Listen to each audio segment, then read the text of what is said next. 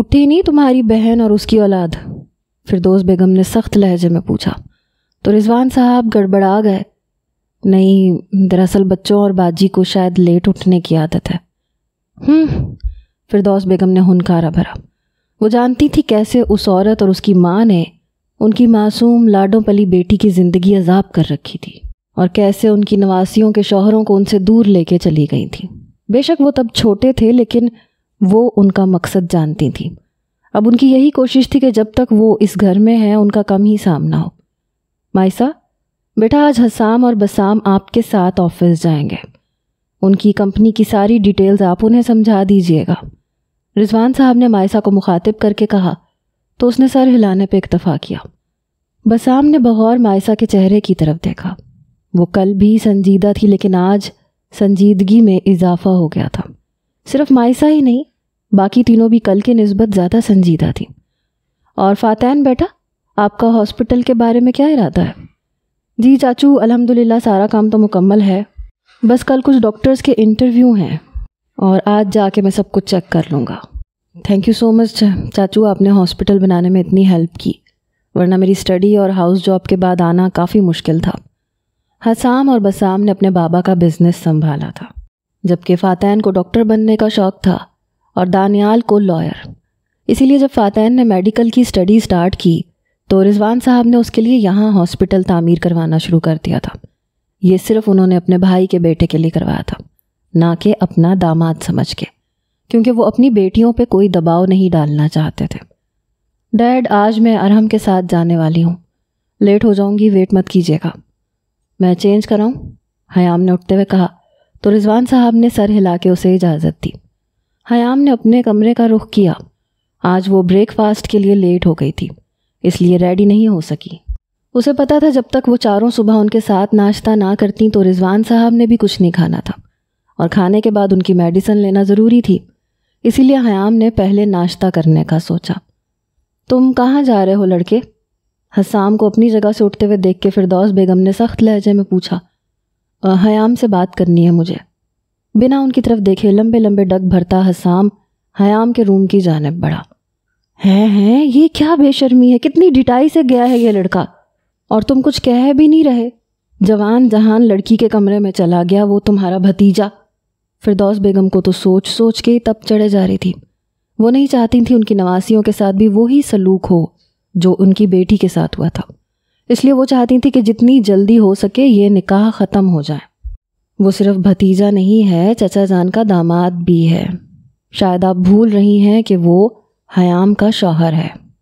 رضوان صاحب کے کچھ بولنے سے پہلے ہی دانیال نے اپنا غصہ دباتے ہوئے سرد لہجے میں کہا تو فردوس بیگم نے سر جھٹکا۔ کہا کہ کاہے کا شوہر؟ صرف 2 بول نکاح کے ہوئے ہیں اور اس کی کوئی حیثیت نہیں ہے۔ تم لوگ مہمان ہو، اس بات پر بحث کر کے کوئی بدمزگی نہیں چاہتی میں، فردوس بیگم نے اٹھتے ہوئے کہا، اور اختر صاحب کا ہاتھ پکڑ کے انہیں اٹھنے میں مدد دی اور انہیں لیے اپنے روم کی طرف بڑھ گئیں، جبکہ دانیال کے ساتھ ساتھ ان کی بات پہ فاتن اور بسام نے بھی غصے سے اپنے جبڑے بھینچے تھے۔ وہ کافی عمر کی ہو گئی ہیں، اس لیے انہیں پتہ نہیں چلتا، کبھی بہت غصہ کبھی بہت پیار سے بات کرتی ہیں۔ رضوان صاحب نے ماحول کی کشیدگی کو ختم کرنے کے لیے کہا، بابا your explanation will not change the reality. Maisa نے اٹھتے ہوئے کہا تو بسام نے اپنی سرخ ہوتی آنکھوں سے مائسا کو گھورا۔ So what do you think is the reality? Bassam نے سرد لہجے میں استفسار کیا، جس پہ مائسا نے نظریں اٹھا کے اس کی طرف دیکھا۔ گرے پینٹ کوٹ کے ساتھ وائٹ شرٹ پہنے، گھنے براؤن بالوں کو جیل سے سیٹ کیے، اپنے دونوں ہاتھ ٹیبل پہ رکھے، پشت چیئر سے ٹکائے، وہ مکمل طور پہ اس کی طرف ہی متوجہ تھا۔ بھوری آنکھیں اس وقت غصہ ضبط کرنے کی کوشش میں لمحہ بلمحہ سرخ ہو رہی تھیں۔ اس موضوع پہ پھر کبھی بات کریں گے، ابھی تم سب جاؤ اپنے اپنے کاموں پہ۔ رضوان صاحب نے مائسا کے بولنے سے پہلے ہی اٹھتے ہوئے بات ختم کی اور ان سب کو جانے کا کہا، جس پہ نبال نے اٹھتے ہوئے حیام کی کار کی چابیاں اٹھائیں، کیونکہ آج تو وہ لے کے نہیں جا رہی تھی، اس لیے اس نے سوچا کہ وہ بائک کے بجائے اس پہ چلی جائے گی۔ میں تو سونے جا رہی ہوں بھائی، آج شام میں میرا شو ہے، انان نے اٹھتے ہوئے کہا اور سیڑھیوں کی جانب بڑھ گئی۔ انان کے جاتے ہی فاتن بھی وہاں سے اٹھ گیا اور اپنے قدم باہر کی جانب بڑھائے، جس کی خاطر بے مقصد وہ کب سے وہاں بیٹھا تھا۔ جب وہ ہی نہیں تھی تو کیا فائدہ تھا ان سب کا میلو ڈرامہ دیکھنے کا؟ اسے پتہ تھا وہ ناراض ہیں، انہیں پیار محبت سے منائیں گے تو وہ مان جائیں گی، لیکن اس کے جلاد بھائی جو دنیا کو نوک پہ رکھتے ہیں انہیں منانا ہی کب آتا ہے۔ اسی لیے وہ ناراضگی یا غصے میں کچھ کہتی ہیں تو وہ اس سے 2 ہاتھ آگے چلے جاتے ہیں۔ فاتن نے سوچ کے سر جھٹکا اور کار میں اپنا بیگ رکھا۔ غیر ارادی طور پہ نظر اوپر اٹھائی تو عنان ٹیرس پہ کھڑی فون پہ کسی سے بات کرنے میں مصروف نظر آئی۔ ہنستے ہوئے شاید اس کی آنکھوں میں پانی آیا تھا جو اس نے اپنی انگلی سے صاف کیا تھا۔ عنان کو مسکراتے ہوئے دیکھ کے فاتن کو اپنی روح تک میں سکون محسوس ہوا، لیکن یہ صرف وقتی تھا۔ کیا فون پہ کوئی لڑکا موجود ہے؟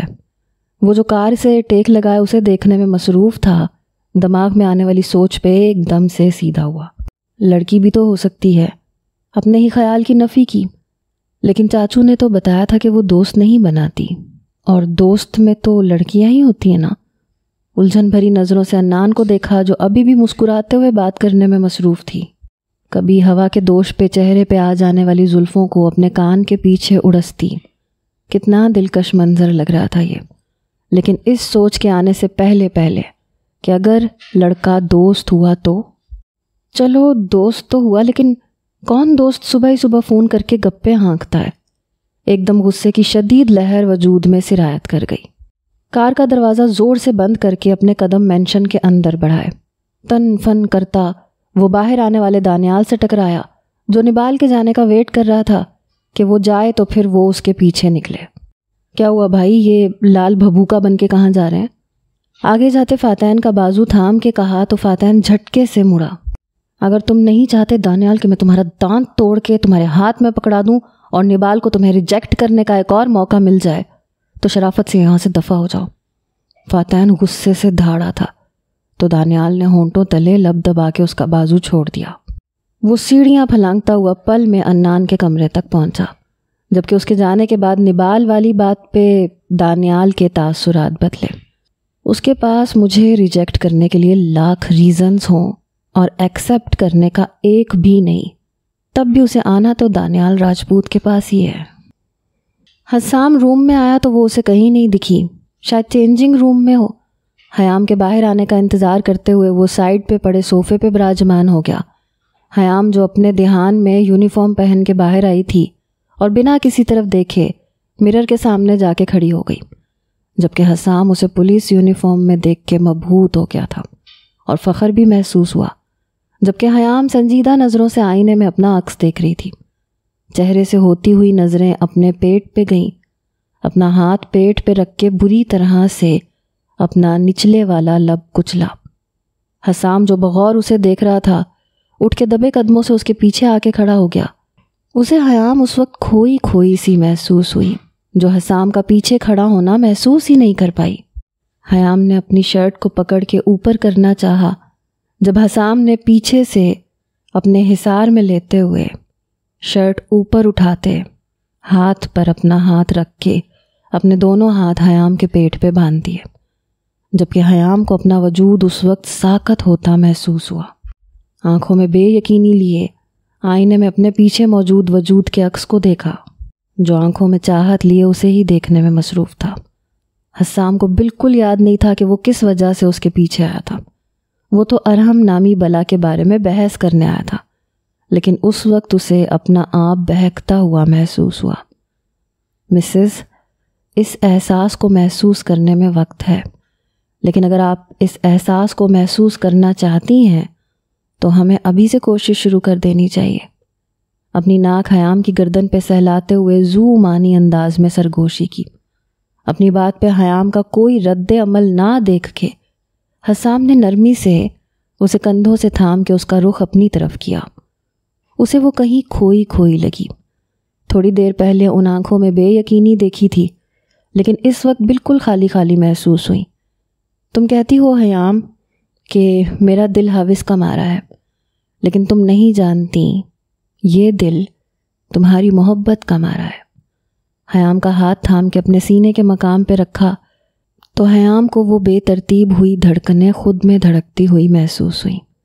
نظریں اٹھا کے حسام کی آنکھوں میں دیکھا جو جذبات سے سرخ ہوتی آنکھیں اسی پہ ٹکائے محویت سے اسے ہی دیکھنے میں مصروف تھا۔ چوٹ کیسے لگی یہ بات بھولی جا سکتی ہے، لیکن اس چوٹ پہ تکلیف کتنی ہوئی وہ احساس کبھی نہیں بھولا جا سکتا۔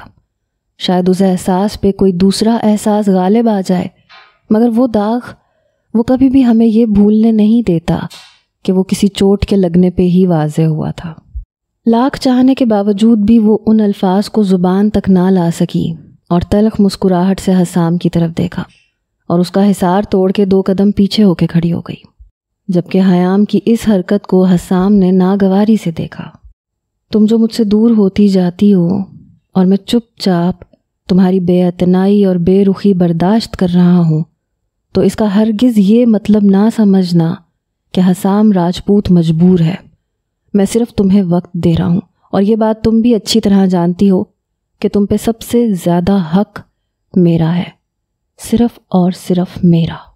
اس دیے گئے وقت کے دوران بھی میں تمہیں یہ اجازت نہیں دیتا کہ تم میرے قریب آنے پہ دوری بناؤ۔ یہ بات میں کبھی برداشت نہیں کر سکتا حیام۔ کوئی کام تھا آپ کو حسام؟ حسام کی باتوں کو سرے سے نظر انداز کر کے سوال پوچھا تو حسام نے غصے سے حیام کو گھورا۔ کون ہے یہ ارحم اور کیوں جاؤ گی تم اس کے ساتھ؟ وہ جو پلٹ رہی تھی نرمی سے بازو تھام کے اپنی طرف رخ کر کے استفسار کیا۔ 18 سال کی عمر میں اپنے باپ کے علاوہ اپنے تایا کا بزنس بھی سنبھالنا شروع کیا تھا میں نے۔ پولیس آفیسر بننے کے بعد ہزاروں کیسز دیکھے ہیں میں نے۔ اس سب عرصے کے دوران مجھے ان گنت مردوں سے ملنا پڑا ہے، ان کے ساتھ کام کرنا پڑا ہے۔ ان گنت کیا، اس فیلڈ میں مجھے زیادہ تر مردوں کے ساتھ ہی کام کرنا پڑا ہے۔ تو اب میں آپ کو صرف ایک ارحم کون ہے کی وضاحت نہیں دے سکتی۔ یہ سوال 7 سال پہلے کرتے تو میں جواب دے دیتی۔ جھٹکے سے حیام سے اپنا بازو چھڑوا کر رخ آئینے کی طرف کیا، جبکہ حسام سخت نظروں سے اسے دیکھتا رہا، جو اب مکمل طور پہ اسے نظر انداز کرنے میں مصروف تھی۔ ہم چلیں پھر آفس؟ بسام نے اٹھتے ہوئے مائسہ سے کہا جو موبائل پہ مصروف تھی۔ حسام بھائی آ جائیں پھر چلتے ہیں، مائسہ نے بات ختم کرنے کو کہا۔ وہ تو شاید لیٹ ہی آئے، بسام نے شوخ مسکراہٹ ہونٹوں پہ سجا کے آگے کو جھکتے ہوئے کہا تو مائسہ نے ناسمجھی سے اس کی طرف دیکھا۔ ایسا کیوں ہوگا؟ وہ بات کرنے گئے ہیں، آتے ہی ہوں گے، مائسہ نے دوبارہ نظریں موبائل پہ مرکوز کرتے ہوئے کہا تو بسام نے خون خوار نظروں سے موبائل کو گھورا اور اٹھ کے بنا مائسہ کو سمجھنے کا موقع دیے اس کے ہاتھ سے موبائل جھپٹ لیا۔ آئندہ جب میں تمہارے پاس ہوں یا تم سے مخاطب ہوں تو میں تمہارا دھیان اپنے علاوہ کسی اور طرف نہ دیکھوں۔ جس طرح میری مکمل توجہ کا مرکز تمہاری ذات ہے، ویسے ہی تمہاری توجہ کا مرکز بھی صرف میری ذات ہونی چاہیے۔ سرد لہجے میں ایک ایک لفظ چبا کے کہا تو مائسہ نے اپنے دونوں ہاتھ سینے پہ باندھ کے اسے دیکھا۔ جانتی تھی ابھی اور مرچیں لگیں گی، اور ہوا بھی وہی۔ جب بسام کی نظریں موبائل کی اسکرین پہ گئیں تو انسٹا پہ کسی سنگر کی آئی ڈی اوپن تھی۔ جیلسی اور غصے کے باعث پل میں چہرے اور آنکھوں کا رنگ سرخ ہوا۔ دل چاہا کہ سامنے دیوار میں مار کے اس فون کے ٹکڑے کر ڈالے، لیکن اپنے چہرے اور بالوں میں ہاتھ پھیر کے اشتعال پہ قابو پانا چاہا اور نظریں اٹھا کے سامنے دیکھا جو اسے ہی دیکھنے میں محو تھی۔ تمہیں کیوں لگتا ہے بسام راجپوت کہ تمہاری مکمل توجہ کا مرکز میری ذات ہے؟ اگر تمہاری مکمل توجہ ایسی ہے تو اٹھتے ہوئے اپنے دونوں ہاتھ ٹیبل پہ رکھ کے وہ آگے کو جھکی، جبکہ مائسہ کے اس انداز پہ بسام کے دل نے ایک بیٹ مس کی۔ میں مائسہ راجپوت لعنت بھیجتی ہوں ایسی توجہ پہ۔ اپنی ایسی توجہ کا مرکز اپنی لندن والی کسی ہوتی سوتی کو بنانا، سرد لہجے میں کہہ کے اپنا رخ باہر کی جانب کیا، جبکہ بسام نے غصے سے اپنی مٹھیاں بھینچیں۔ انان جو فون بند کر کے کمرے میں جانے لگی تھی، ٹیرس پہ آتے فاتین کے ساتھ بری طرح سے ٹکرائی۔ ابھی وہ گرتی کہ فاتین خود گڑبڑا گیا، جلدی سے کمر سے تھام کے انان کو گرنے سے بچایا۔ اس غیر متوقع افتاد پہ دونوں کی دھڑکنیں پل میں تیز ہوئیں۔ جب انان نے خود کو سنبھال کے پیچھے ہونا چاہا تو فاتین نے اس کی کوشش کو ناکام بنا کے بازو سے پکڑ کے اندر کھینچا اور بائیں ہاتھ سے ٹیرس کا دروازہ بند کر کے انان کو اس کے ساتھ پن کر دیا، جبکہ اپنے دونوں ہاتھ اس کی اطراف میں رکھ کے اس پہ جھکایا، جبکہ انان آنکھوں میں غصہ لیے اسے گھورنے میں مصروف تھی۔ کیا بدتمیزی ہے یہ فا! ایک دم سے زبان سے نکلنے والے الفاظ پہ انان پہلے تو حیران ہوئی، میرا مطلب فاتین۔ اپنے جملے کی درستگی کر کے عدنان نے فاتین کو گھورا جو اس کے فا بلانے پہ مسکرا کے اسے دیکھ رہا تھا۔ کیا مسئلہ، کیوں مسکرا رہے ہو؟ عدنان نے تب کے کہا تو فاتین نے ہولے سے اپنے لب اس کے گال پہ رکھ دیے۔ کچھ نہیں، بس ایسے ہی اپنی مسز پہ پیار آ رہا تھا۔ اپنے گال کو عدنان کے گال پہ رب کرتے ہوئے کہا تو داڑھی کی ہلکی سی چبھن پہ عدنان کے ہونٹوں پہ مسکراہٹ رینگ گئی۔ شوہر کی محبت سچ میں عورت کے ہر غم کا ازالہ کر دیتی ہے۔ میں کتنی ناراض تھی تم سے، شاید نفرت کرنا چاہتی تھی، لیکن 2 دن سے تمہاری نظروں میں خود کے لیے محبت، چاہت دیکھ کر مجھے اپنا آپ بہت قیمتی محسوس ہو رہا ہے۔ تمہاری ذرا سی عنایت میرے دل میں سوئی ہوئی محبت کو جگا رہی ہے۔ کیا میں ایک عام سی بیوی کی طرح اپنے شوہر کی محبت پہ خود کو وار دوں یا تمہاری اتنے سالوں کی بے اعتنائی پہ دھتکار دوں؟ اپنی گرے آنکھوں کو فاتین کی سیاہ آنکھوں میں گاڑتے ہوئے عدنان نے سوچا، مجھے قبول ہے کہ میں ایک عام سی بیوی کی طرح اپنا آپ تم پہ وار دوں فاتین راجپوت، کیونکہ تم جیسے بھی ہو تو میرے اپنے ہی۔ اپنے علاوہ تو میں تمہیں کسی کے لیے نہیں چھوڑوں گی، کیونکہ عدنان راجپوت اپنی چیزیں کسی کو نہیں دیتی۔ تم تو پھر میرے بچپن کے شوہر ہو۔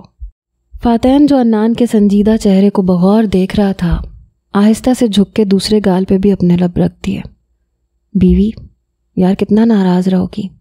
دیکھو نا، ایک طرف سے اچھا بھی تھا نا ہمارا یہاں سے جانا۔ اگر یہاں ہوتے تو دل کم بخت نے تمہارے علاوہ کہیں لگنا ہی نہیں تھا، اور پھر تمہارا شوہر بیچارہ رات دن تمہیں سوچتا رہ جاتا، نہ پڑھ پاتا نہ کچھ بن پاتا، اور تمہیں بھی کچھ نہ کرنے دیتا۔ پھر پھپھو نے کہنا تھا دونوں میاں بیوی ہی ان پڑھ جاہل۔ فاتین مسکراتے ہوئے اپنی بات مکمل کرتا جب عدنان نے اپنی انگلی اس کے ہونٹوں پہ رکھ دی۔ فاتین نے مخمور ہوتی نظروں سے عدنان کو دیکھا، جس کا چہرہ فاتین کی گرم سانسوں کی تپش سے اس وقت لال ہو رہا تھا۔ دونوں ہاتھوں سے فاتین کا کالر پکڑ کے اسے خود پہ جھکایا، جس پہ فاتین نے دونوں ہاتھوں سے اسے کمر سے تھام لیا، خود میں بھینچ لیا۔ تو تم اپنی بیوی سے ایسے پیار کا اظہار کرو گے؟ بھاری ہوتی سانسوں کے درمیان عدنان نے کہا تو فاتین کے ہونٹوں پہ مسکراہٹ رینگ گئی۔ نہیں، بیوی ناراض تھی تو ڈر تھا کہیں تھپڑ ہی نہ مار دے، ورنہ اظہار کرنے کے تو بہت سے طریقے تھے۔ عدنان کی گردن میں منہ چھپاتے ہوئے کہا تو عدنان نے جھٹکے سے فاتین کو کالر سے پکڑ کے سامنے کیا، جو اس وقت جذبات سے سرخ ہوتی آنکھوں سے عدنان کو دیکھ رہا تھا۔ ابھی وہ کچھ کہتا کہ عدنان نے اپنے لب فاتین کے لبوں پہ رکھ دیے۔ عدنان کی بے باکی پہ پہلے تو وہ شوق ہوا، پھر اپنی بیوی کی دلیری پہ ہونٹوں پہ مسکراہٹ آئی۔ اپنا ایک ہاتھ کمر پہ لپیٹ کے اور دوسرا عدنان کے بالوں میں الجھا دیا۔ عدنان پیچھے ہٹتی کہ فاتین نے اس کی کوشش ناکام بنا دی۔ پوری شدت سے اس کی سانسوں سے اپنی سانسیں الجھا دیں، قطرہ قطرہ کر کے خود میں عدنان کی خوشبو کو انڈیلنے لگا۔ اپنے ہونٹوں پہ بڑھتی گرفت پہ عدنان نے مضبوطی سے فاتین کو کندھوں سے تھام لیا، جو اب پیچھے ہونے کا نام ہی نہیں لے رہا تھا۔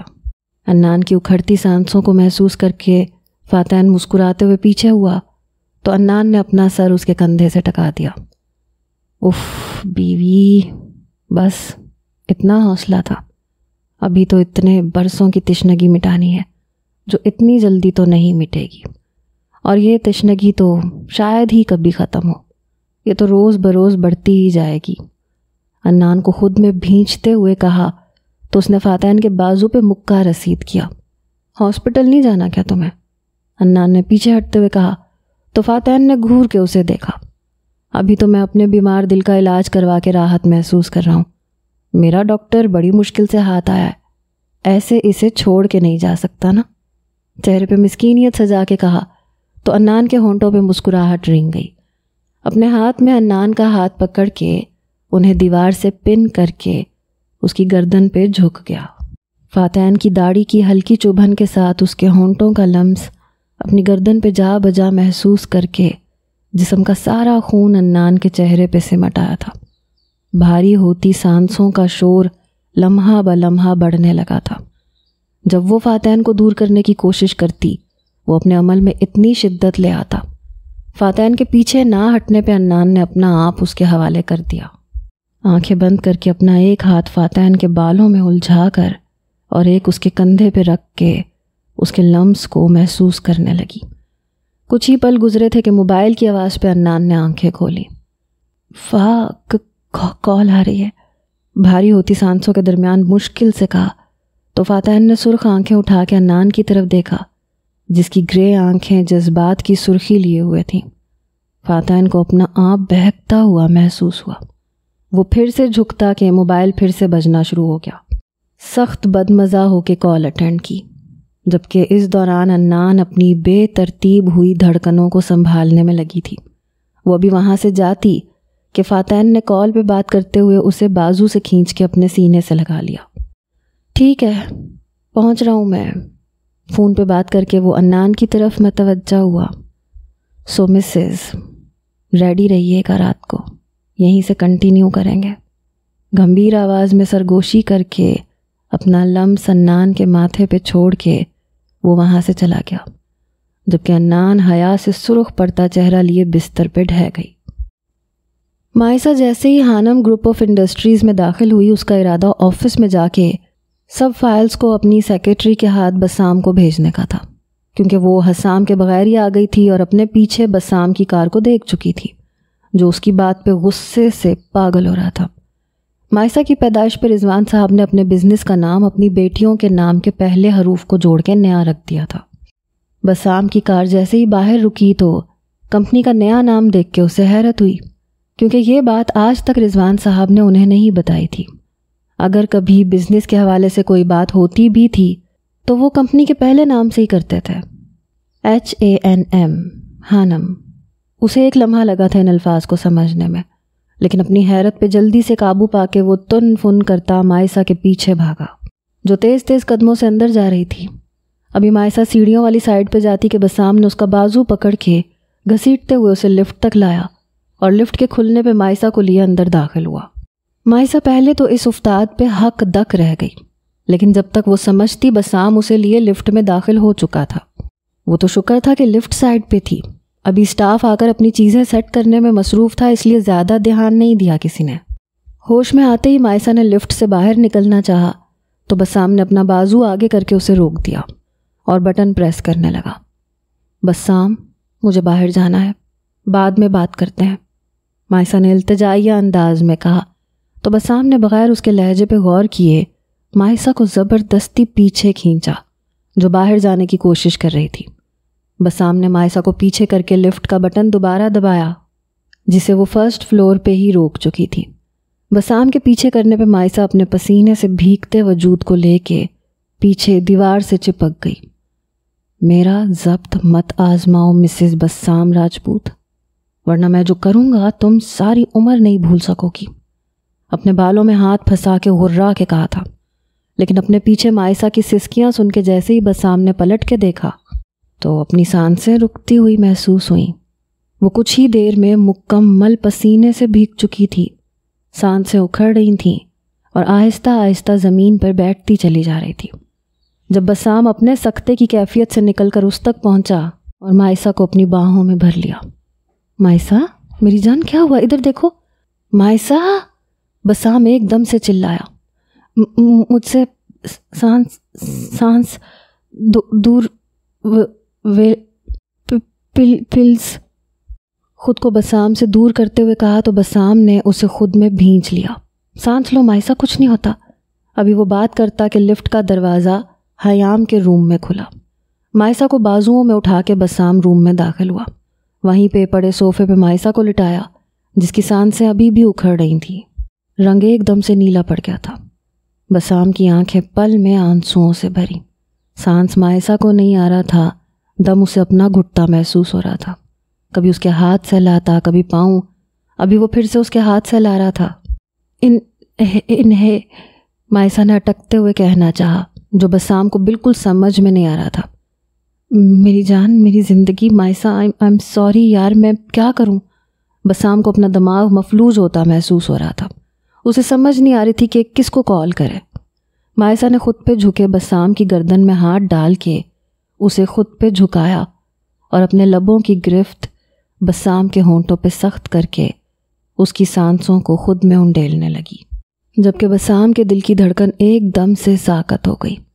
وہ اتنا گھبرا گیا تھا کہ اسے سمجھ ہی نہیں آئی کہ اسے سانس نہیں آ رہی تو مطلب وہ انہیلر کہہ رہی تھی۔ اپنی حیرانگی اور بے وقوفی پہ لعنت بھیج کے مائسہ کی طرف متوجہ ہوا، جو پورے حق سے بسام کی سانسوں کو خود میں انڈیل رہی تھی۔ بسام کو پیچھے کر کے مائسہ ایک دم اٹھ بیٹھی، اپنا سر دونوں ہاتھوں میں تھام لیا۔ کیا ہوا مائسہ، طبیعت زیادہ خراب ہے کیا؟ مائسہ کے سامنے گھٹنوں کے بل بیٹھتے ہوئے بسام نے فکر مندی سے استفسار کیا تو مائسہ نے بھیگی آنکھوں سے اس کی طرف دیکھا۔ Why are you crying? Now you are scaring me. Let's go to the doctor. مائسہ کے ہاتھ کو تھامتے ہوئے کہا، جسے اس نے نرمی سے پیچھے کر لیا اور اٹھ کھڑی ہوئی۔ میں ٹھیک ہوں، اس کی ضرورت نہیں ہے، مائسہ نے ٹیبل کی طرف جاتے ہوئے کہا تو بسام نے بے بسی سے اس کی پشت کو دیکھا اور کھڑے ہو کے ارد گرد نظریں دوڑائیں۔ یہ آفس رضوان صاحب کا تھا جو ان کے بعد حیام نے سنبھال لیا تھا۔ بسام کو یاد آیا جب وہ چھوٹی نازک سی مائسہ کو انکل سے ملوانے آفس لاتا تھا، کتنا روتی تھی مائسہ۔ بسام نے مسکراتے ہوئے اسی آفس کو دیکھا۔ کچھ یاد آنے پہ وہ مائسہ کی طرف پلٹا۔ تم انہیلر مانگ رہی تھی نا مائسہ؟ کیا تمہیں؟ ایسا کچھ نہیں ہے، بس لفٹ میں میرا دل گھبراتا ہے اور تم مجھے زبردستی لے گئے تھے، مائسہ نے بسام کی بات کاٹتے ہوئے کہا تو اس نے سمجھ کے سر ہلا دیا، پھر ہونٹوں پہ شوخ مسکراہٹ لیے اس کی جانب بڑھا جو فائلز دیکھنے میں مصروف تھی۔ تو پھر مانتی ہو نا کہ تمہارا مجھ پہ حق ہے، اور یہ حق ہمارے رشتے کی ہی بدولت ہے نا، اور اسی حق کو استعمال کرتے ہوئے تم خود میرے اتنے قریب آ گئی۔ بسام نے ٹیبل پہ آگے کو جھکتے ہوئے شوخ لہجے میں کہا تو مائسہ نے نظریں اٹھا کے اس کی طرف دیکھا، مگر بنا جواب دیے دوبارہ سے فائلز پہ سر جھکا لیا۔ اب جب تم مجھ پہ حق جتا ہی چکی ہو تو میں اس کا مطلب تمہاری رضامندی سمجھوں نا، کہ اب میں جب چاہے اپنی مرضی سے اپنا حق۔ ہونٹوں کو دانتوں تلے دبا کے فکرہ ادھورا چھوڑ کے مائسہ کو دیکھا جو فائل کو سائیڈ پہ کر کے اس کی طرف متوجہ ہوئی۔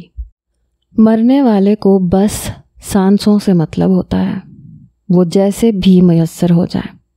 تمہارے علاوہ کوئی اور ہوتا میں تب بھی اس سے just shut up, shut your mouth. ایک دم اپنی جگہ سے اٹھتے ہوئے کرسی کو پیچھے ٹھوکر مار کے وہ دھاڑا۔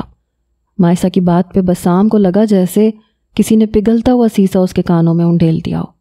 وہ تو مائسہ راجپوت پہ کسی کا سایہ تک برداشت نہیں کرے، کجا کہ اس کا خود کے لیے اس قدر گھٹیا لفظوں کا استعمال۔ بسام کو جلتے انگاروں پہ لوٹا گیا تھا۔ مائسہ راجپوت، تمہاری اس گھٹیا بات پہ میرا دل کر رہا ہے تمہیں دی اپنی ایک ایک سانس میں اتنا زہر بھر دوں کہ تم تڑپ جاؤ سانسوں کے لیے۔ جس زبان سے تم نے یہ بات کہی ہے وہ زبان حلق سے کھینچ کے نکال لوں۔ بھوری آنکھیں اس وقت خون چھلکانے کو تیار تھیں، جو اپنی آگ کی مانند جذبوں سے سامنے والے کو جلا کے راکھ کر دینا چاہتا تھا۔ مائسہ نے اپنے خشک پڑتے ہونٹوں پہ زبان پھیری اور اسے دیکھا جو چکر کاٹتا اپنا غصہ کم کرنے کی کوشش کر رہا تھا۔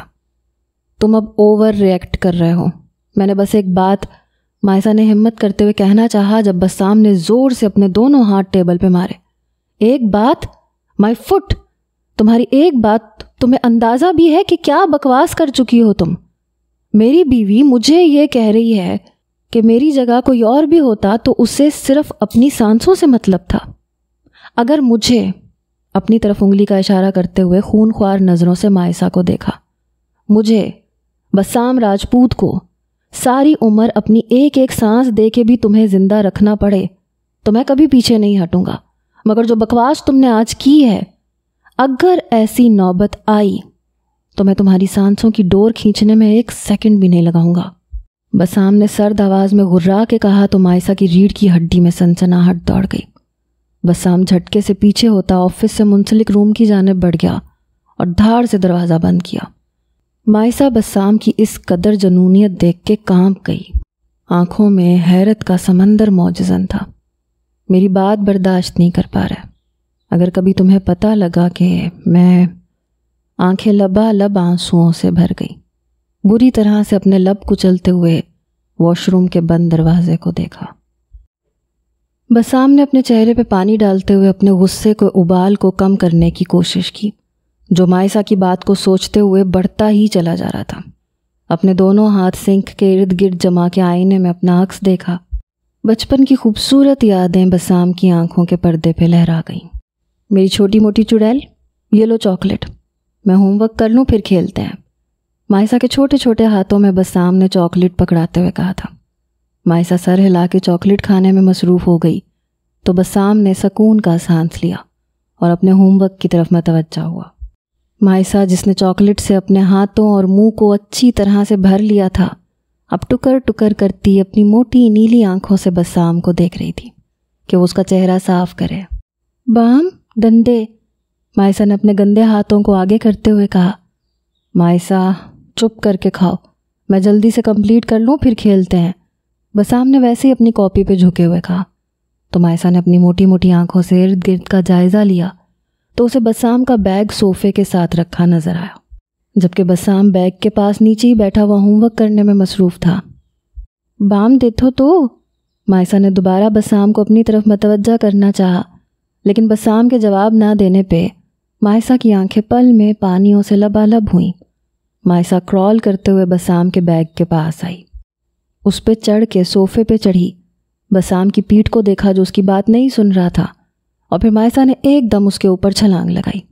بسام جو ہوم ورک کرنے میں مصروف تھا، مائسا کے خود پہ گرنے سے آگے کو گرا۔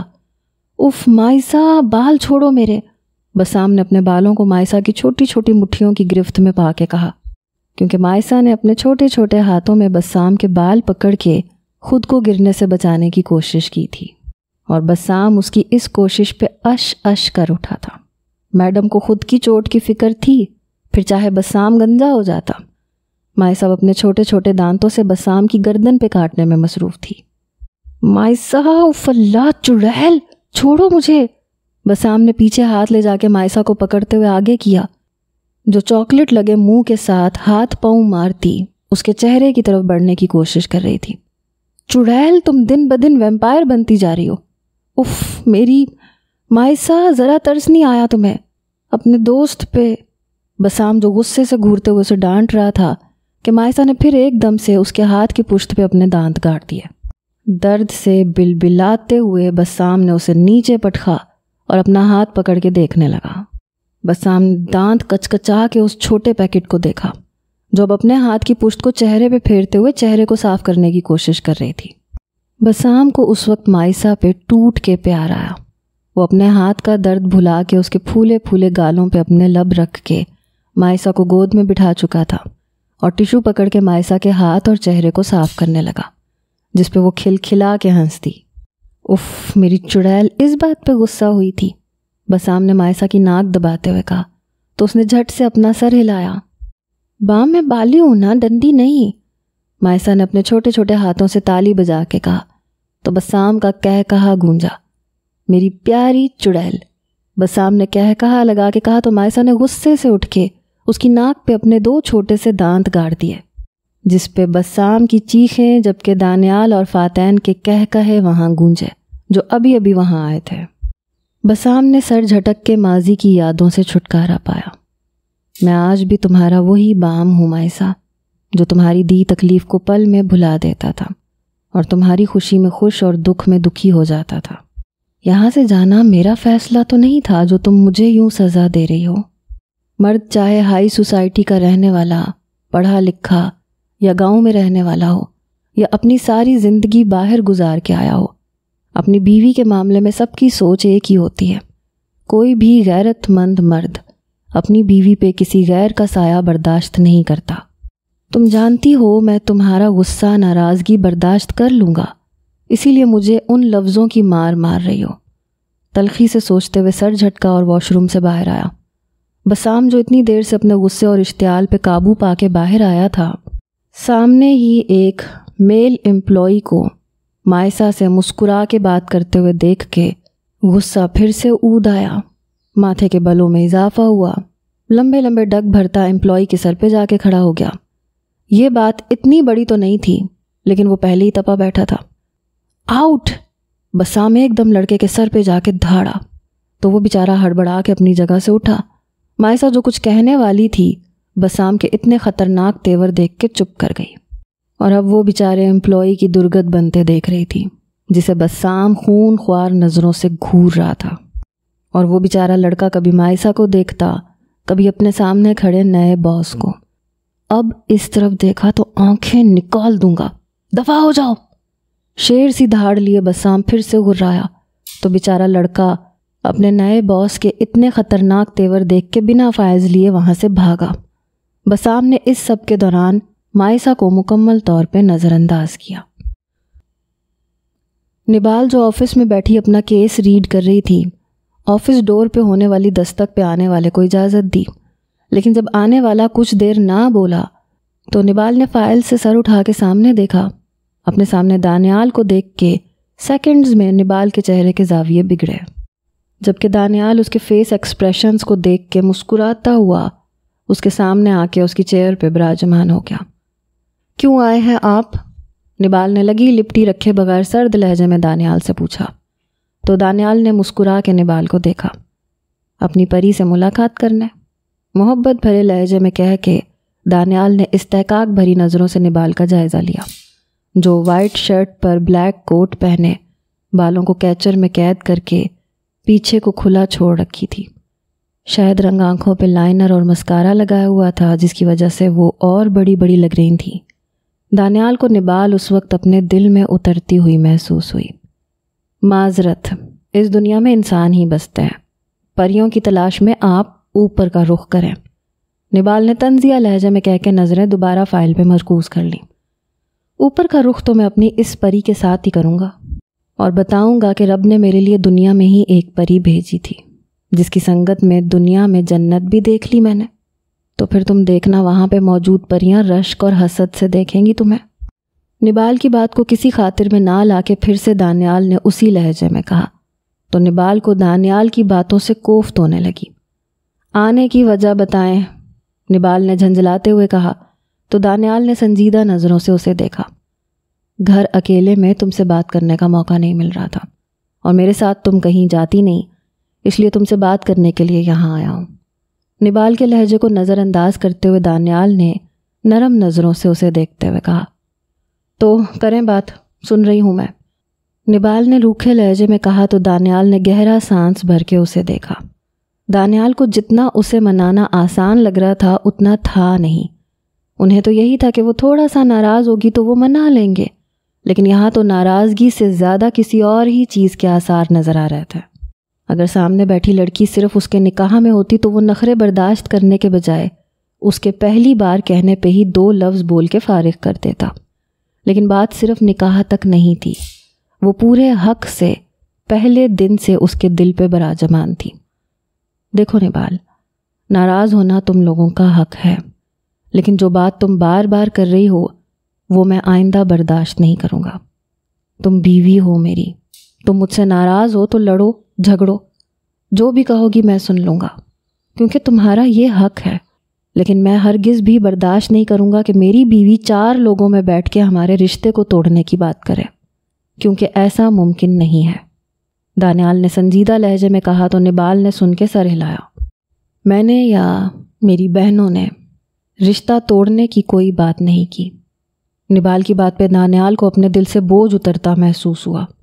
دانیال کی آنکھوں کی چمک میں ایک دم سے اضافہ ہوا، لیکن یہ سب وقتی تھا، کیونکہ نبال کی اگلی بات نے اس کا دماغ بری طرح سے خراب کر دیا تھا۔ ہم صرف طلاق نہیں لیں گے کیونکہ یہ رشتہ ہماری ماں اور تائی کی خواہش تھا، باقی آپ لوگ آزاد ہیں، جیسے چاہیں رہیں، شادی کریں، گھر بسائیں، اور جیسے آج تک یہ بات کسی کو نہیں پتہ ویسے آگے بھی کسی کو بتانے کی ضرورت نہیں ہے۔ نبال نے کندھے اچکا کے کہا اور سوالیہ نظروں سے دانیال کو دیکھا جو اسے ہی گھور رہا تھا۔ دانیال نے کرسی کی پشت سے ٹیک لگا کے اپنے ہاتھ کی مٹھی ہونٹوں پہ رکھی اور بغور نبال کو دیکھنے لگا۔ تمہیں پتہ ہے جب میں یہاں سے گیا تھا کیا عمر تھی میری؟ خیر چھوڑو، میں بتاتا ہوں۔ 13 سال کا تھا میں، اپنا ملک، اپنا گھر، صرف تم لوگوں کو پھپھو کی نفرت سے بچانے کے لیے چھوڑ دیا۔ بچے تھے یار ہم بھی، سونے کا چمچ لے کے پیدا ہونے والوں کو کسی چیز کی فکر کرنے کی ضرورت پیش نہیں آئی۔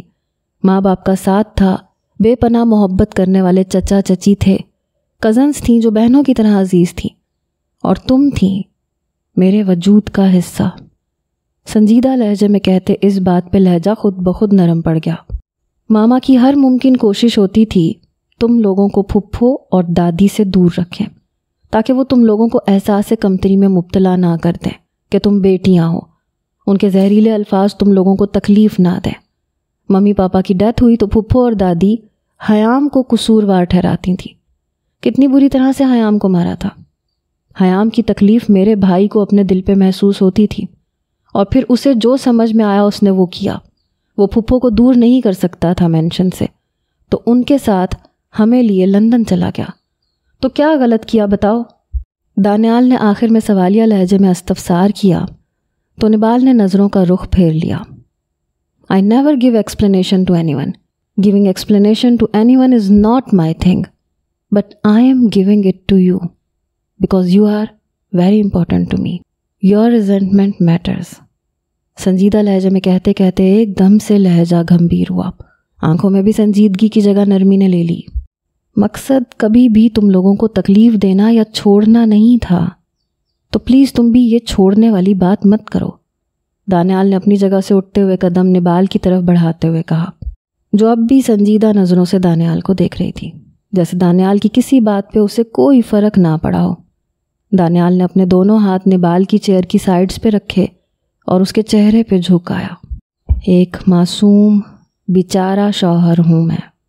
دانیال نے اپنا ایک ہاتھ اپنے دل کے مقام پہ رکھ کے محبت سے بھرے لہجے میں کہا، دیکھو، خود وکیل ہونے کے باوجود اپنی محبت کا کیس تمہارے پاس لایا ہوں۔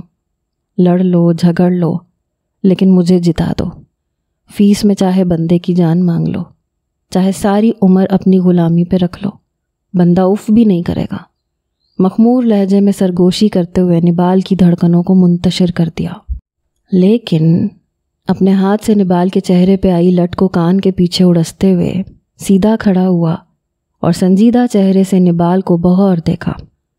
اگر تمہاری عدالت میں اپنی محبت کا کیس میں ہارا تو تمہیں بہت نقصان اٹھانا پڑے گا، کیونکہ میں محبت اور جنون سے ہی واقف ہوں۔ تم محبت کو ہراؤ گی تو میں تمہیں جنون سے مات دوں گا۔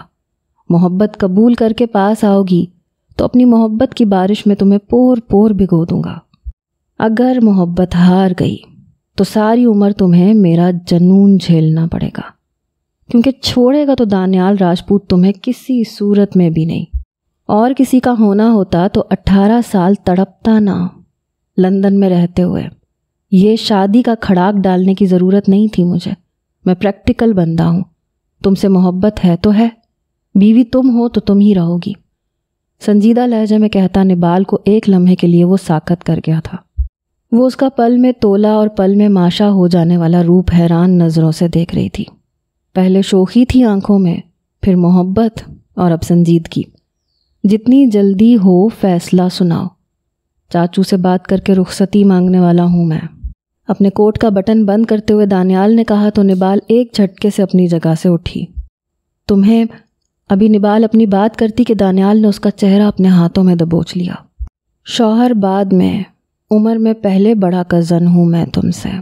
آئندہ میں تم نہ سنوں، ورنہ انجام کی ذمہ دار تم خود ہوگی۔ سرد لہجے میں کہہ کے دانیال نے اپنا ہاتھ پیچھے کیا، جبکہ نبال کی آنکھیں پل میں نم ہوئیں۔ I really hate you, Mr. Daniel. Get out of here. Just go. دبے دبے لہجے میں چلا کے کہا تو دانیال نے بے بسی سے اس کی نم آنکھوں کو دیکھا۔ وہ چاروں بھائی جتنا مرضی غصہ دکھا لیتے، ہار ہمیشہ وہ ان نازک سی جانوں کے ایک آنسو سے جاتے تھے۔ پری یار، رو کیوں رہی ہو؟ دانیال نے جھنجھلاتے ہوئے پوچھا تو نبال نے خون خوار نظروں سے دانیال کو دیکھا۔ اچھا سوری۔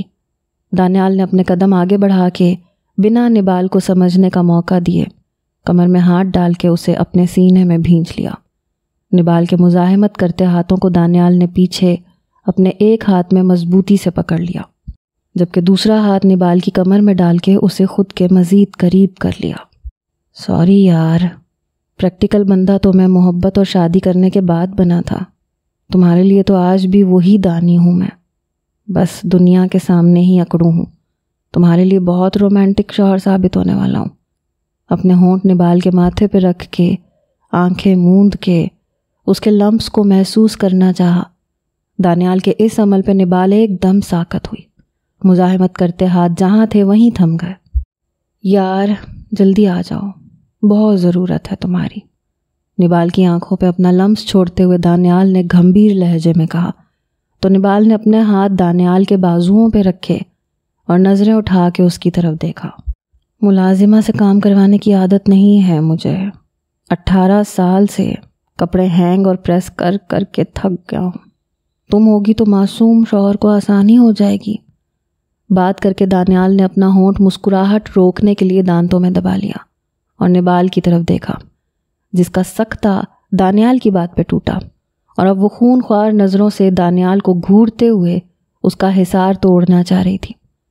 چھوڑیں مجھے دانی، ہٹیں پیچھے، مسلسل خود کو ہٹاتے ہوئے نبال نے کہا تو دانیال کا زندگی سے بھرپور کہکہا آفس میں گونجا۔ نبال کو اس کہکہے کی گونج اپنے دل میں اترتی محسوس ہوئی۔ ضرورت تو مجھے تمہاری بہت ہے مسز، بہت تھک چکا ہوں، اب آرام کرنا چاہتا ہوں، کچھ تم مجھے سمیٹ لو، کچھ میں سمیٹ لوں گا، گزری ہوئی زندگی کا غم بانٹ لیں گے اور آنے والی زندگی کے خواب سجا لیں گے۔ اپنی شدتوں اور محبت کی کہانی تمہارے وجود پہ رقم کرنا چاہتا ہوں اور تمہارے لمس سے اپنی بے سکون روح کو سکون پہنچانا چاہتا ہوں، اپنے خالی پن کو ختم کرنا چاہتا ہوں۔ نبال کا چہرہ ہاتھوں کے پیالے میں بھر کے جذبوں سے چور لہجے میں سرگوشیاں کرتے ہوئے نبال کی دھڑکنوں کو منتشر کر چکا تھا۔ نبال کو دانیال کی گرم سانسوں سے اپنا چہرہ جھلستا ہوا محسوس ہو رہا تھا اور دانیال کی اتنی قربت پہ اپنا دل کانوں میں دھڑکتا محسوس ہو رہا تھا۔ نبال کے چہرے پہ گلال بکھیرتے دیکھ کے دانیال نے اپنے ہونٹ نرمی سے اس کے ہونٹوں پہ رکھ دیے اور کچھ ہی دیر میں پیچھے ہٹ کے بنا نبال کی طرف دیکھے تیز تیز قدم اٹھاتا باہر چلا گیا، جبکہ نبال اب بھی خود کو دانیال کے نرم گرم محبت بھرے حصار میں قید محسوس کر رہی تھی۔ تمہارا کیس اتنی بری طرح سے پھنس چکا ہے اور تم اب بتا رہے ہو مجھے؟ حیام نے سارے پوائنٹس کو ہائی لائٹ کرتے ہوئے ارحم سے کہا، جو کرسی پہ جھولتا ہوا اسے ہی دیکھ رہا تھا۔ اب جھول کیوں رہے ہو ارحم؟ حیام نے غصے سے گھورتے ہوئے کہا تو ارحم ایک دم سے سیدھا ہو کے بیٹھ گیا۔ تم ہوگی ساتھ میں تو منٹوں میں سالو کر لوں گا میں یہ کیس، کوئی بہت بڑی بات نہیں ہے۔ فائل کو اپنی طرف کھسکاتے ہوئے ارحم نے لاپرواہی سے کہا تو ارحم کی بات پہ حیام نے ہونٹ بھینچے۔ ارحم انصاری پچھلے 15 سال سے اس کے ساتھ تھا۔ جب وہ 10 سال کی تھی تو ارحم کی فیملی اس کے ساتھ والے بنگلے میں شفٹ ہوئی تھی۔ فیملی میں گنتی کے 2 ہی لوگ تھے، ایک دادی اور ایک باپ۔ ارحم کی والدہ نے اس کے پاپا سے ڈیورس لے لی تھی کیونکہ ان کی ارینج میرج تھی۔ شادی کے بعد ان کی نہ بنی تو بڑوں نے کہا کہ بچہ ہو جائے گا تو محبت خود بخود ہو جائے گی۔ ارحم کے والد نے اپنی بیگم کو بہت مشکل سے بچے کے لیے منایا تھا کیونکہ وہ انہیں نہیں چھوڑنا چاہتے تھے۔ انہیں بھی یہی لگا تھا کہ بچہ ہو جائے گا تو مجھ سے نہیں تو بچے سے تو محبت ہوگی تو ان کی شادی ٹوٹنے سے بچ جائے گی، لیکن ایسا کچھ نہیں ہوا۔ ارحم کے پیدا ہونے کے کچھ ماہ بعد ہی انہوں نے انصاری صاحب سے طلاق لے لی اور دوسری شادی کر لی۔ انصاری صاحب ایک قابل پولیس آفیسر تھے۔ اپنی طلاق کے بعد سارا وقت وہ اپنی جاب کو ہی دے دیا کرتے تھے۔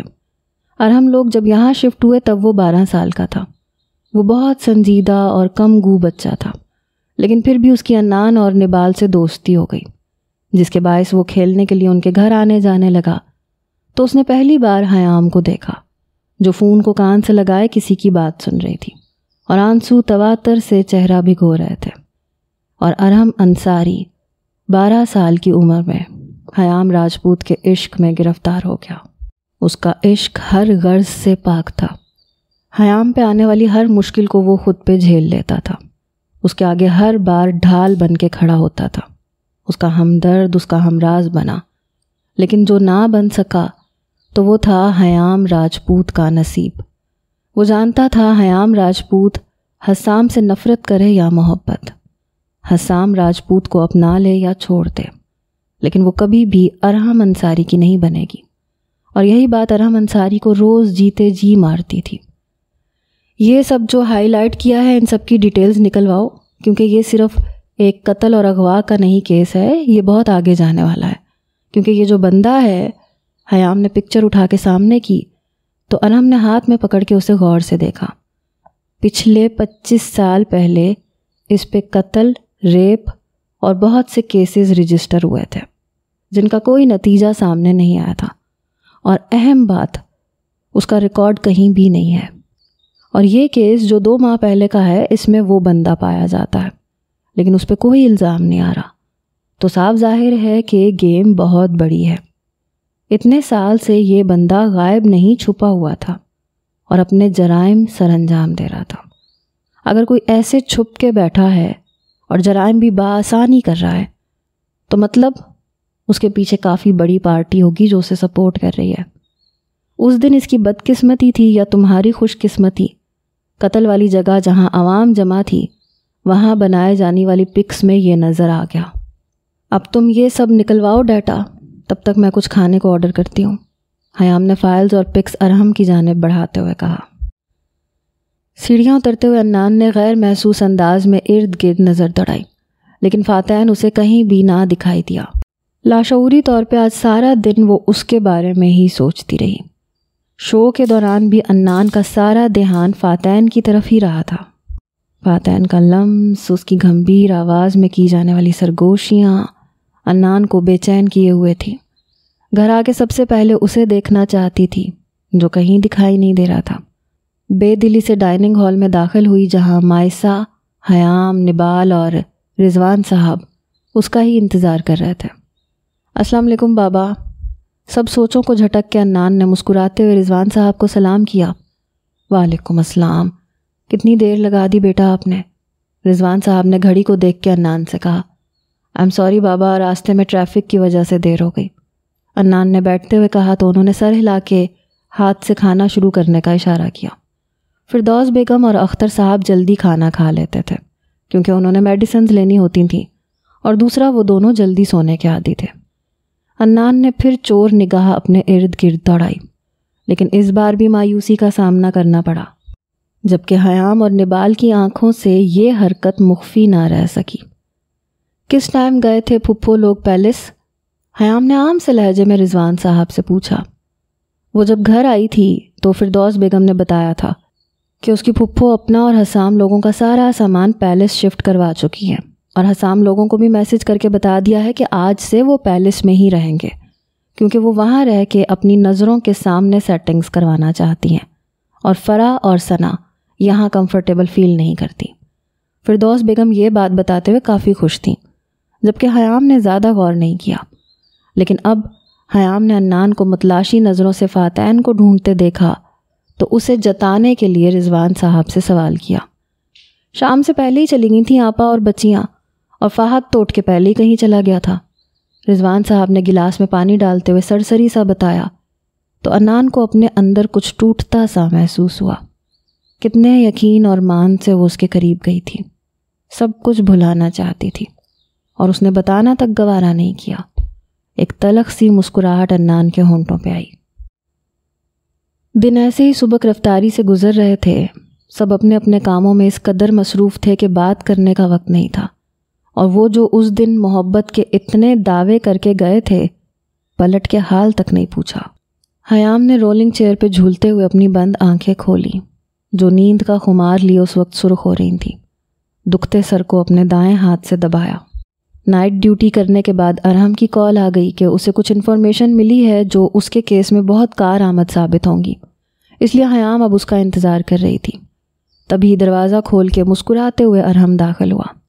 ارحم کو دیکھ کر حیام ٹیک ہٹا کے سیدھی ہو کے بیٹھی۔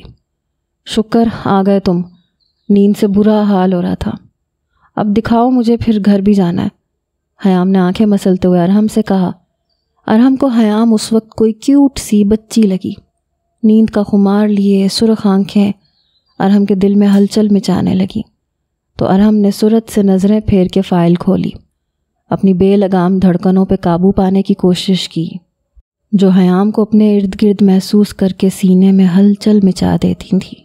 جس کا شور ارحم انصاری کو اپنے کانوں میں سنائی دیتا تھا۔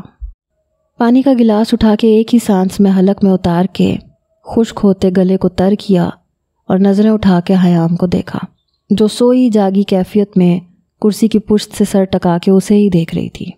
کبھی آنکھیں بند کر لیتی، پھر ہمت کر کے کھول کے اسے دیکھتی۔ ارحم کو اس وقت اس پہ ٹوٹ کے پیار آیا اور ترس بھی آیا۔ وہ کل شام 6 بجے سے ڈیوٹی پہ تھی اور اب صبح کے 10 بج رہے تھے۔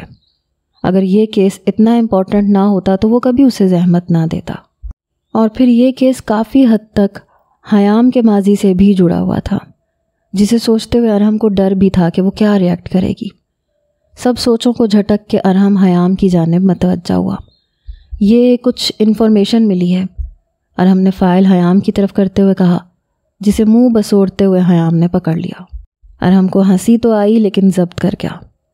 یہ گینگ لوگوں سے پیسے لے کے ان کے کہنے پہ معصوم لوگوں کا قتل، کڈنیپنگ، اگر کسی امیر گھٹیا شخص کی کسی معصوم پہ نیت خراب ہو جائے تو اسے اٹھا کے ان لوگوں کی جگہ پہنچانا اور پھر بعد میں لاش کو ٹھکانے لگانا۔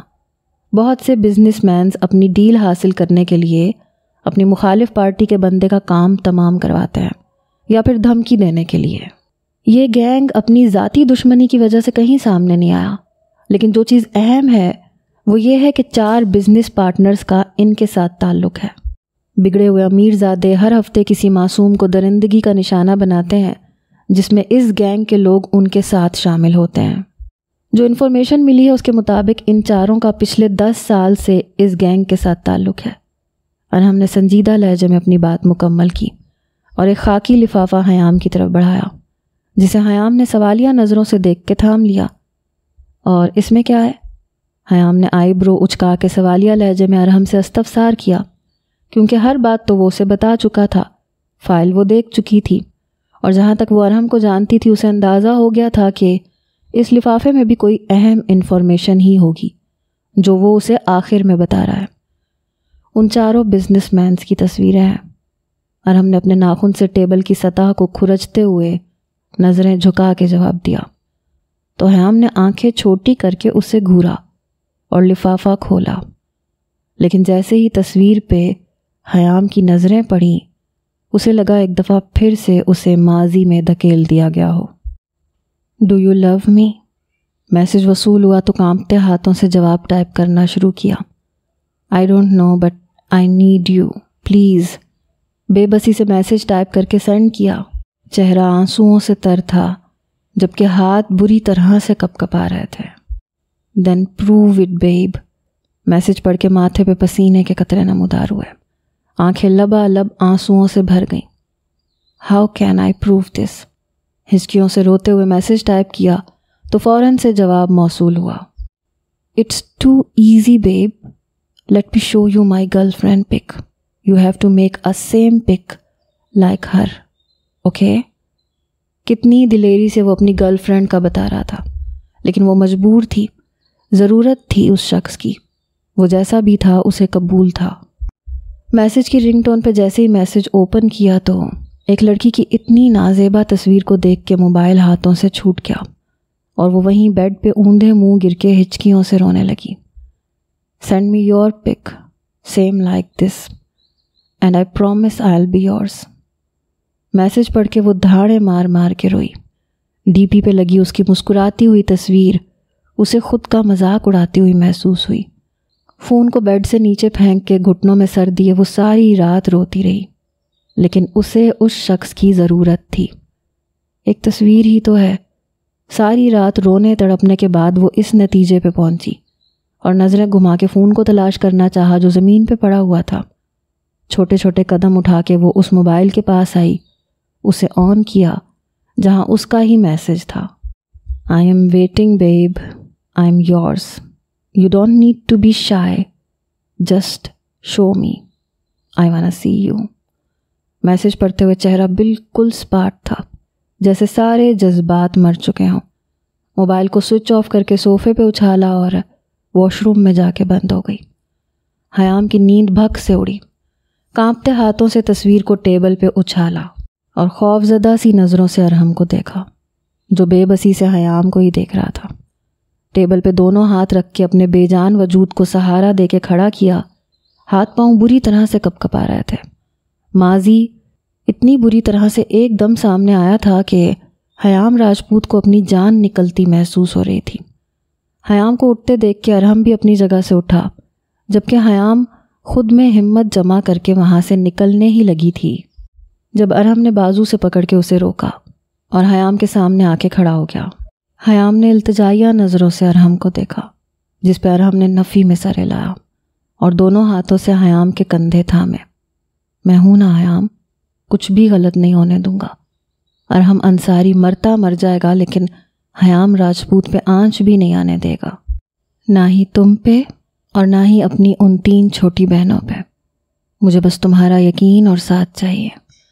لہجے میں آس لیے پوچھا تو حیام نے ہاں میں سر ہلایا، کیونکہ بولنے کی تو ہمت ہی نہیں تھی، اور بولتی تو شاید آج وہ خود پہ ضبط نہ رکھ پاتی۔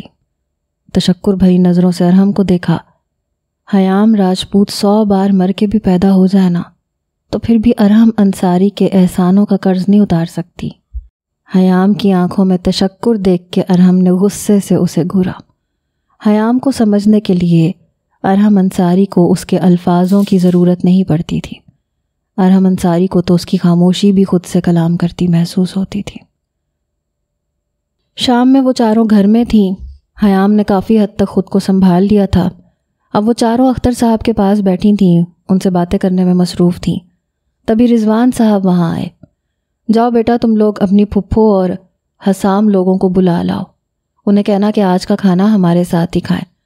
رضوان صاحب نے اختر صاحب کے پاس بیٹھتے ہوئے ان چاروں سے کہا تو انہوں نے منہ بنا کے ان کی طرف دیکھا، جسے نظر انداز کرتے ہوئے وہ اختر صاحب کے کندھے دبانے لگ گئے۔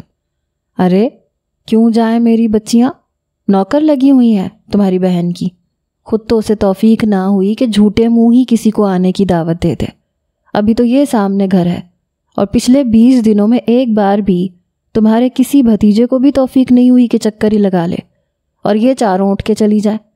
رضوان صاحب نے تو جیسے فردوس بیگم کی دکھتی رگ پہ ہاتھ رکھ دیا، کیونکہ اب وہ شروع ہو گئی تھیں، تو رضوان صاحب کے اگلے 3-4 دن وقفے سے عزت ہوتی رہنی تھی۔ ہم جا رہے ہیں نانو، ہم بھی تو دیکھیں کیسا سجایا ہے پہلے سن لوگوں نے، ہماری نانو جیسا تو کوئی گھر سنوار ہی نہیں سکتا نا۔ نبال نے اپنے بابا کی درگت بنتے دیکھ کے فوراً کھڑے ہوتے فردوس بیگم کو مکھن لگایا، جو پیار بھری نظروں سے نبال کو دیکھ رہی تھی، اور نبال ان کی نظروں میں اپنے لیے پیار دیکھ کے غش کھانے کو تھی، کیونکہ اس کے پیشے کی وجہ سے فردوس بیگم زیادہ تر اسے گھورتی رہتی تھیں یا طنز کرتی رہتی تھیں۔ ہائے صدقے جاؤں میں اپنی بچی پہ، جا جلدی جا اور تصویریں بھی بنا کے لانا، فردوس بیگم نے محبت پاش لہجے میں کہا تو نبال نے حیام لوگوں کو بھی زبردستی اٹھایا۔ وہ تینوں جانا تو نہیں چاہتی تھیں، لیکن اپنے بابا کی اتنی آس بھری نظروں کو نظر انداز بھی نہیں کر سکتی تھیں۔ وہ جانتی تھیں کہ انہیں اپنے بھائی کے بیٹوں سے کتنی محبت ہے۔ وہ جیسے ہی پیلس میں داخل ہوئی تو وہاں انہیں حسام لوگوں کی کارز نظر نہیں آئیں، تو مطمئن ہو کے وہ آگے بڑھیں، کیونکہ ابھی وہ ان سے کوئی بحث نہیں کرنا چاہتی تھی۔ اندر آئیں تو انہیں اندر بھی کوئی دکھائی نہ دیا۔ ڈائننگ ہال کی طرف سے آوازیں آ رہی تھیں تو انہوں نے اس طرف قدم بڑھائے۔ ابھی وہ اندر داخل ہوتیں کہ اندر سے آنے والی آوازوں نے پاؤں زمین پہ جکڑ لیے۔ بے یقینی ہی بے یقینی تھی، دکھ، ملال، غصہ، نفرت، بیک وقت نہ جانے کتنے احساسوں میں خود کو گھرا ہوا پایا۔ بہت بڑی غلطی کی آپ نے، جب رخسار مامی کا قتل کروایا تھا تو ساتھ ہی ان کی بیٹیوں کو بھی ٹھکانہ لگوا دینا تھا۔ ثنا کی جھنجھلاتی ہوئی آواز پہ باہر کھڑی ان چاروں کو اپنا وجود بے جان ہوتا محسوس ہوا۔ دماغ خراب نہیں تھا میرا، ماں کو تو سلو پوائزن دے دے کے مروا دیا، وہ تو شکر تھا کہ میری ملازمہ نے ایسی چال چلی کہ اسے ہاسپٹل نہیں لے کے گئے، اگر ایک ساتھ سب کو مرواتی تو شک ہو جانا تھا۔ بے وقوف، صفیہ بیگم نے دانت پیس کے کہا۔ ویسے بھی مجھے وہ پھل جھڑی چاہیے، اف وہ حیام، اسے تو میں بھول ہی نہیں پا رہا۔ فہد نے خباثت سے کہا لگاتے ہوئے کہا، مجھے وہ حسام راجپوت ہر قیمت پہ چاہیے۔ تم حیام کو مرواؤ یا کچھ بھی کرو، لیکن حسام سے دور کرو، جلد از جلد۔ فرح نے نفرت سے چلاتے ہوئے کہا تو صفیہ بیگم نے اسے گھورا۔ اتنی کوششیں کی تو تھیں لیکن ہر بار وہ بچ جاتی تھی۔ لیکن اب میں یہاں آ گئی ہوں نا، اب ایسی چال چلوں گی کہ کسی کو منہ دکھانے کے قابل نہیں رہے گی یہ۔ وہ مزید اور بھی انکشافات کر رہا تھا جبکہ عنان نم آنکھوں سے اپنی بہنوں کو دیکھ رہی تھی۔ وہ یہ سب سہ چکی تھی اور جانتی بھی تھیں ایک دوسرے کے بارے میں، لیکن انجان تھی تو عنان راجپوت، وہ بسام لندن کا پلے بوائے یہاں آ کے کیسے اس مائسا کا دیوانہ ہوا پھر رہا ہے، جیسے اس کے علاوہ کسی کو دیکھا تک نہیں تھا۔ جب پتہ چلے گا نا کہ اس کی مائسا پرنسس کے ساتھ میں نے کیا کروایا ہے تو منہ بھی نہیں لگائے گا اسے۔ صفیہ بیگم کے اتنے زہریلے الفاظ پہ مائسا کو اپنا دم گھٹتا ہوا محسوس ہوا۔ آنکھیں لبالب پانیوں سے بھری۔ جس بات کو وہ راز سمجھ رہی تھی سب واقف تھے اس سے، وہ جو اتنے اعتماد سے ان کے سامنے آتی تھی جبکہ وہ دل میں اس پہ ہنستے تھے۔ نبال ایک جھٹکے سے مڑی اور پیلس سے نکلتی چلی گئی۔ اس سے زیادہ سننے کا اس میں حوصلہ نہیں تھا، جبکہ مائسا نے بے جان قدموں سے خود کو گھسیٹتے ہوئے قدم باہر کی جانب بڑھائے۔ حیام نے پلٹ کے پیچھے کھڑی عنان کو دیکھا جو ساکت آنکھوں سے اسے ہی دیکھ رہی تھی۔ اور وہ حیام، مجھے تو لگا تھا حسام کے اتنی گھٹیا تصویر مانگنے پہ چھوڑ دے گی اسے، جتنی غیرت مند بنتی تھی، لیکن وہ تو اس کے آگے بچھتی ہی چلی گئی۔ فہد کی بات نے نفرت کے تابوت میں آخری کیل ٹھوکنے کا کام کیا تھا۔ ایک تلخ مسکراہٹ حیام کے چہرے پہ آئی۔ عنان نفی میں سر ہلاتی جھٹکے سے مڑی اور بھاگنے کے انداز میں وہاں سے نکلی۔